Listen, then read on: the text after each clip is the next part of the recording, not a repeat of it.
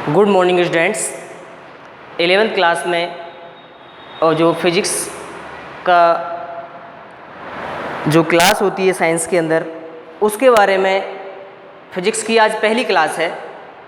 तो फिजिक्स के बारे में कुछ महत्वपूर्ण बातें या सिलेबस के बारे में कुछ यहाँ पर बताया जा रहा है। तो अपने फिजिक्स के अंदर या भौतिक विज्ञान के अंदर, जिसको हिंदी में भौतिक विज्ञान बोलते हैं, तो चैप्टर नंबर फर्स्ट जो है अपना भौतिक जगत, भौतिकी के बारे में पढ़ा जाएगा। यानी कि जगत के अंदर जो जो चीज़ें होती हैं, जितने साइंटिस्ट अब तक बनकर आए हैं, जितने अपन ने परीक्षण किए हैं, जितने प्रयोग किए गए हैं मेडिकल लाइन के अंदर, इंजीनियरिंग के अंदर या सिविल इंजीनियरिंग के अंदर या ऊष्मा के अंदर जो अपन पढ़ते हैं, वो सारे भौतिक जगत के बारे में कुछ महत्वपूर्ण बातों को बताया जाएगा। उसके बाद मात्रक एवं विमा, उसके बाद सेकंड नंबर का जो चैप्टर है वो मात्रक और विमा। देखो कभी कभी बच्चों को भी दुकान पर कुछ लेने के लिए भेजा जाता है। जैसे बोलते हैं कि बेटा दुकान पे जाइए और चीनी लेके आइए, तो दुकानदार से अपन क्या बोलते हैं कि एक बोरी चीनी दे दे या एक चीनी दे दे, या चीनी के अलावा और भी कुछ चावल वगैरह लेने जाते हैं तो ऐसे बोलते हैं एक चावल दे दे या दो चावल दे दे। कैसे बोलते हैं उससे? यानी कि अपन वहाँ जब जाते हैं तो दुकानदार से बोला जाता है 1 kg शक्कर दीजिए, 1 kg चावल दीजिए या 2 kg दीजिए। यानी कि जो न्यूमेरिकल वैल्यू है, जैसे मैंने बोला यहाँ पर 2 kg, यानी कि न्यूमेरिकल वैल्यू के बाद में जो वर्ड लिखा जाता है 2 kg, यानी कि 2 यहाँ पर एक आंकिक नंबर है, यानी कि नंबर है, कांस्टेंट है, यानी कि नियत वैल्यू। उस नियत वैल्यू के बाद में जो वर्ड बोला जाता है 2 kg या 250 ग्राम, या अपन कहें कि कुछ रस्सी लेने जाते हैं तो बोलते हैं 1 फीट रस्सी दीजिए या 2 फीट रस्सी दे दिए। यानी कि यहाँ जो फिट वर्ड है, यहाँ पर जो फिट लिखा हुआ है,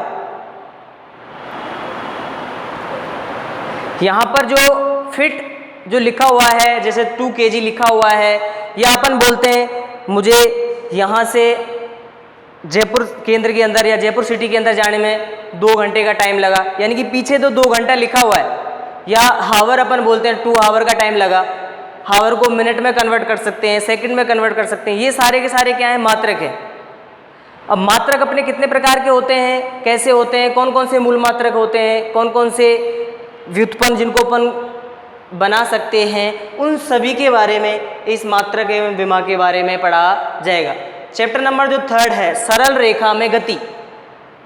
अब चैप्टर के नाम से पता लग रहा है सरल रेखा में गति, यानी कि एक सीधी लाइन के अंदर जो गति होती है वो सरल रेखा में गति होती है। जैसे कोई रस्सी अपन बांधते हैं, उस रस्सी पर जो चींटी गति करती है, उस गति को अपन क्या कहेंगे? सरल रेखा के अंदर गति।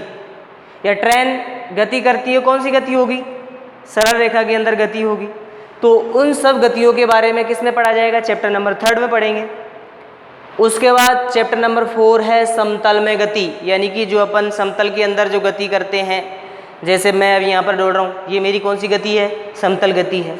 इस पोर्च पर जो मैं यहाँ पढ़ाने का काम कर रहा हूँ डोलते हुए, ये भी क्या है? एक समतल में गति है।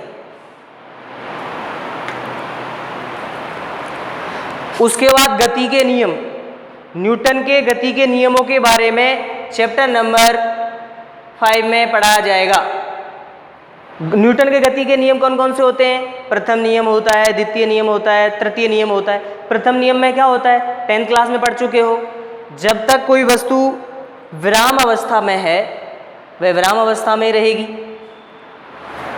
यदि गतिशील है तो गतिशील अवस्था में रहेगी, जब तक कि उस पर कोई बाह्य बल नहीं लगा दिया जाए। उसके बाद इसका दूसरा नियम होता है जो बल की परिभाषा देता है, यानी कि बल किस किस के समानुपाती होता है? यानी कि बल समानुपाती होता है संवेग में परिवर्तन की दर के। बल समानुपाती होता है संवेग में परिवर्तन की दर के। अब यहाँ पर वर्ड आ रहा है संवेग। क्या है संवेग? मास को यदि वेलोसिटी से या वेग से गुणा किया जाए, मास को, मास का मतलब द्रव्यमान है, यानी कि गाड़ी का कोई वेट होगा, वेट को m × g से निकालते हैं, यानी कि द्रव्यमान इंटू वेग क्या देता है? संवेग देता है। क्या देता है? संवेग। एक वर्ड इसी चैप्टर के अंदर आता है आवेग। देखो छत वगैरह से कूदते हैं, यदि इस फर्श पर कूदा जाएगा तो अपने पैरों में लगती है। यदि इस फर्श के ऊपर रुई वगैरह या कोई ऐसी नॉर्मल चीज डाल दी जाए जिससे स्पंज होता हो, स्पंज पर कूदते हैं या इस नॉर्मल फर्श पर कूदा जाता है तो पैरों में लगती है। क्या लगती है? पैरों में। यानी कि नॉर्मल इस फर्श पर कूदेंगे तो पैरों में लगेगी, क्योंकि आवेग होता है बल इनटू टाइम।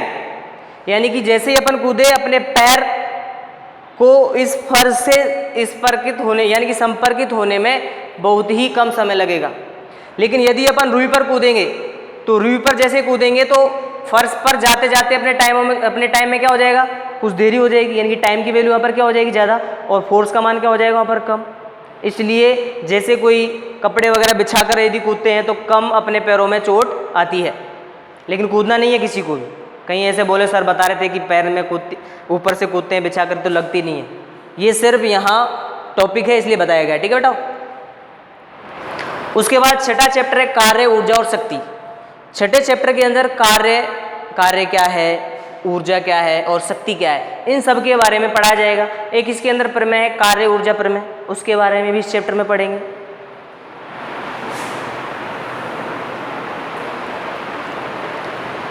उसके बाद कणों के निकाय तथा घूर्णी गति, कणों के निकाय के बारे में पढ़ा जाएगा। निकाय का मतलब है बहुत सारे कण एक साथ मिलकर बनते हो, जैसे चौक है बहुत सारे कणों से मिलकर बना हुआ है। इस प्रकार की जो गति है घूर्णी गति, यानी कि जो अपना पंखा गति करता है, और भी चीजें हैं जो गति करते हैं, उनके बारे में इसके अंदर पढ़ा जाएगा। उसके बाद गुरुत्वाकर्षण के बारे में चैप्टर नंबर 8 में पढ़ा जाएगा। यानी कि पृथ्वी के द्रव्यमान के कारण पृथ्वी हम पर जो फोर्स लगाती है उस फोर्स का नाम है गुरुत्वाकर्षण बल।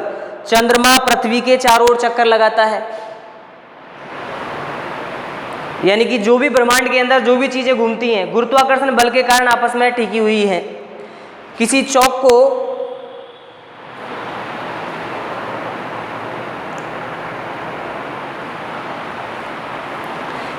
को यदि ऊपर से फेंका जाएगा तो पृथ्वी पर आकर रुकता है, यह भी गुरुत्वाकर्षण बल के कारण ही होता है।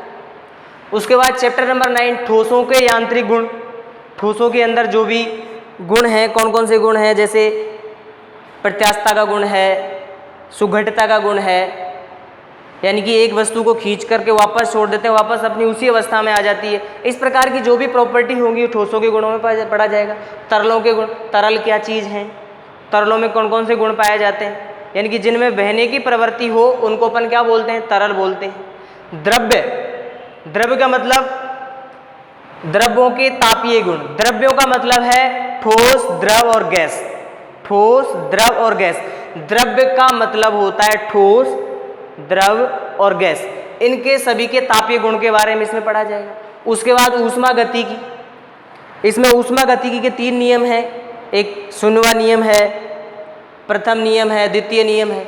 शून्यवा नियम का क्या होता है, प्रथम नियम में क्या चीज़ है और द्वितीय नियम क्या है। प्रथम नियम पढ़ चुके हैं सभी। ऊष्मा का प्रथम नियम, ऊर्जा को ना तो उत्पन्न किया जा सकता है और ना ही नष्ट किया जा सकता है, परंतु ऊर्जा को एक रूप से दूसरे रूप में परिवर्तित कर सकते हैं। उसके बाद अणु गति, अणुओं की गति कैसे होती है, जैसे गैस के अंदर कैसी गति होगी उसके बारे में पढ़ा जाएगा। दोलन गति कैसी होगी। उसके बाद तरंग वगैरह, तरंगों के बारे में इस चैप्टर नंबर 15 में पढ़ा जाएगा। अब बात करते हैं भौतिक जगत की। भौतिक जगत के अंदर अब तक जितने भी अपने वैज्ञानिक हुए हैं, वैज्ञानिकों ने जो जो प्रयोग करे हैं उन प्रयोगों के बारे में यहाँ पढ़ा जाएगा। जैसे बल अभी तक है, यानी कि नाभिकीय बल होते हैं, अभी मैंने बताया था गुरुत्वाकर्षण बल है, उसके बारे में इसके अंदर पढ़ा जाएगा। उसके बाद यहाँ अपन देखते हैं विज्ञान। सबसे पहले शुरुआत करते हैं छोटी सी चीज़ से। विज्ञान क्या है? अंग्रेजी भाषा के शब्द साइंस, यानी कि विज्ञान को अंग्रेजी में साइंस बोलते हैं। साइंस का जो उद्भव हुआ वो लैटिन भाषा की शब्द सिंटिया से हुआ है। लैटिन भाषा का शब्द क्या है? सिंटिया, जिसका अर्थ होता है जानना। सिंटिया का जो अर्थ होता है वो क्या होता है? जानना। संस्कृत भाषा का शब्द विज्ञान, और अरबी भाषा के अंदर इस साइंस को या विज्ञान को इल्म कहते हैं। अरबी भाषा में क्या कहते हैं? इल्म, जिसका अर्थ भी क्या होता है? जानना होता है। जिसका अर्थ भी क्या है? जानना या कोई ज्ञान अर्जित करना। यानी कि प्रकृति के अंदर जितने भी कोई चीज़ें अपन करते हैं उनका सबका सुव्यवस्थित अध्ययन किसके अंदर किया जाता है? विज्ञान के अंदर किया जाता है। किसके अंदर करते हैं? विज्ञान के अंदर।